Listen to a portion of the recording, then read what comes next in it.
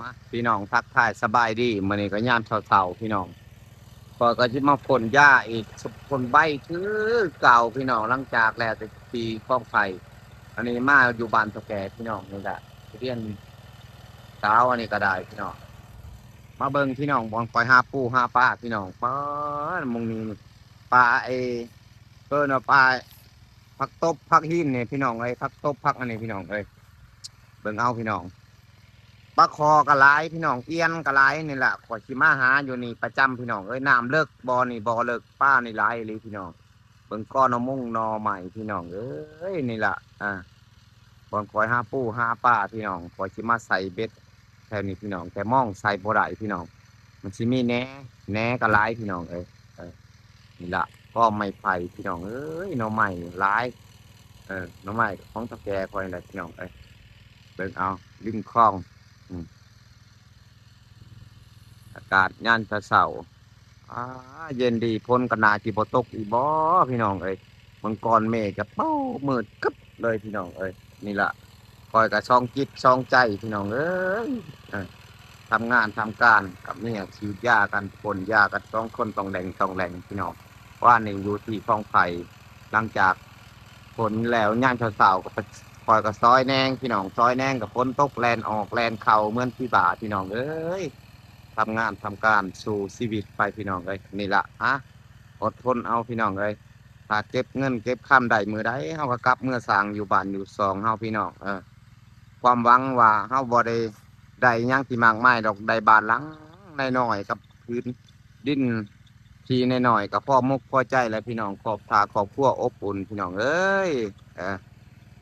ถ้าว่าบ้านหลังบางใหญ่บักโตบักโกซานกับครอบครัวบ่อบอุ่นก็มันก็สิยากเลยพี่น้องผัวอะไรเมียคือกันยามเสาร์ยามแรงมันบ่เป็นเลยพี่น้องเอ้ยนี่แหละก็พิษอันยามเช้าก็ให้ดีกันยามแมลงได้พี่น้องเอ้ยพิษอยู่ไห้ก็ให้ดีกันอยู่ไห้พิษอยู่หน้าก็ดีกันอยู่หน้าพี่น้องนี่แหละผัวเมียก็บ่ได้มีหยังไรก็มีพิษมีเลี้ยวกันพี่น้องเอ้ยแต่ลิ้นกับแก้วยังกัดกันพี่น้องประชาคนละพ่อละแม่มาอยู่รวมกันต้องใช้ชีวิตรวมกันต้องเข้าใจกันพี่น้องมองที่ว่าลุงเมียมองใดที่ เขาบอกเข้าใจเฮากับเข้าใจเขาพี่น้องเลยบอกพวกมันจังอยู่หลอดพี่น้องแต่ว่าต่างคนต่างคิด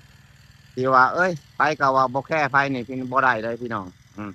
บอกมันบ่ได้มันสิผิดสิเลวกันอันนี้ก็หลังจากที่ช่วงหนึ่งก็ฉีดยาฆ่าหญ้าพี่น้องเอ้ยเกลี้ยงยึดบัดนี้เป็นอย่างไรล่ะหญ้าคอยเมื่อยตัดเขาก็ต้องสีดพี่น้องเลยเมียเขาก็ใส่อยู่ปุ่มอยู่พี่น้องเลย เนี่ยคอยกะเล่ากับชูไปพี่น้องเอ้ย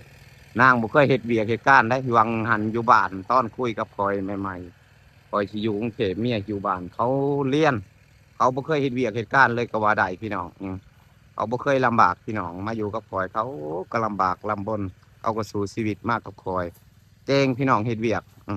คอยยอมรับเลยว่าเก่งบ่แม่นว่ายองเมียพี่น้องเก่งโคนหญ้าตัดห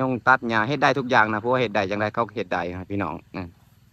นี่ละเขาเอิ้นว่าผัวและเมียของเพียงเคียงหน้ากันก็สู้ชีวิตกันไปพี่น้องนี่แหละนางก็ใส่ตรวจตอดผลใบพี่น้องเอ้ยนี่ละทุเรียนก็ยังบ่ทันได้พื้นพวกนี้ตัดลูกไปหมดแล้วล่ะพี่น้องเลยบ่ทันได้พื้นผู้พี่น้องแต่ว่าเฮาก็บำรุงพี่น้องทั้งต้นทั้งกิ่งทั้งงาทั้งหยังก็เฮาก็ดูแลมันเลยพี่น้องในบัดนี้ใส่ใส่ปุ๋ยฉีดยาอย่ามาลงแมลงไปกัดยอดกัดออนไลน์ย้ายห่างพี่น้องขอฝากคลิปให้ช่วงอีพีกดไลค์กดแชร์บายบาย